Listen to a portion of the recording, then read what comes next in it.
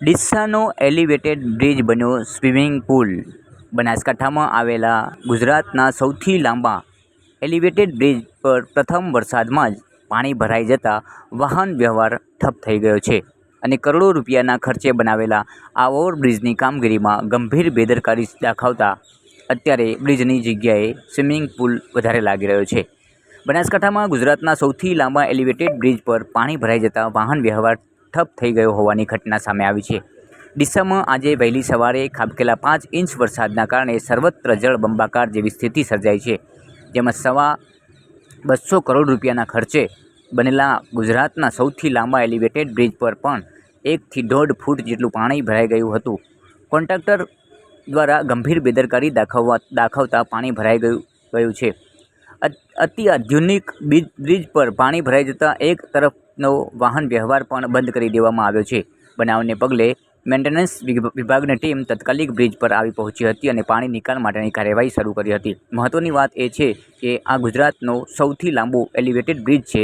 અત્યાધુનિક પદ્ધતિથી બનાવવામાં આવ્યો છે, તેમ છતાં પણ કોન્ટ્રાક્ટરે ગંભીર બેદરકારી દાખવતા પાણી ભરાઈ ગયું છે। અત્યારે પાણી ભરાઈ જવાના કારણે વાહન ચાલકોમાં ભારે મુશ્કેલીનો સામનો કરવો પડી રહ્યો છે। ડીસામાં ટ્રાફિકની સમસ્યા સૌથી વધારે રહેતી હતી, ત્યારે સરકારને રજૂઆત કર્યા બાદ સ્થાનિક લેવલના નેતાઓ દ્વારા આ બ્રિજને થોડા સમય અગાઉ ખુલ્લો મુકાયો હતો। મારું નામ પરેશ છે। હું અહીંયા અબિયાલ આ પુલ ઉપરથી નીકળ્યો હમણાં, એટલે આટલું બધું પાણી ભરાયેલું છે, એવું જ લાગે જાણે સ્વિમિંગ પુલ છે એમ।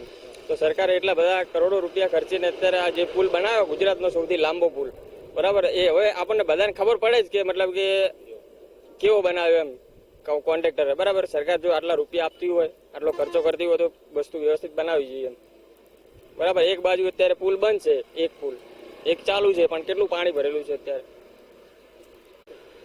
શું સ્થિતિ સર્જાઈ છે અત્યારે?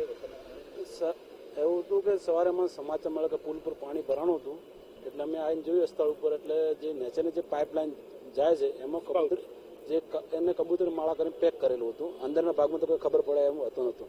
જ્યારે આ વરસાદ થયો, પહેલો વરસાદ થયો છે, એટલે ઉપરથી પાણી અંદર ગયું પણ બહાર નીકળી ના શક્યું, એટલે નીચે અમે હાઇડ્રા લાઈન નીચે ક્લિયર કરીને હવે ઉપરથી પાણીનો અમે ક્લિયર નિકાલ કરીએ છીએ।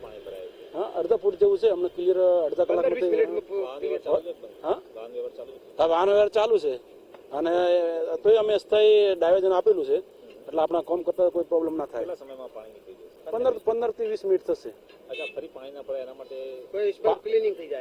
એટલે એના માટે મેન્ટેનન્સ ટીમ આવી ગઈ છે અને એના માટે આખું ક્લિનિંગ, મતલબ પાઇપલાઇનનું બધી સ્પીડ નોકિંગ ચોકઅપ છે જે છે બધું ક્લિયર થઈ જશે।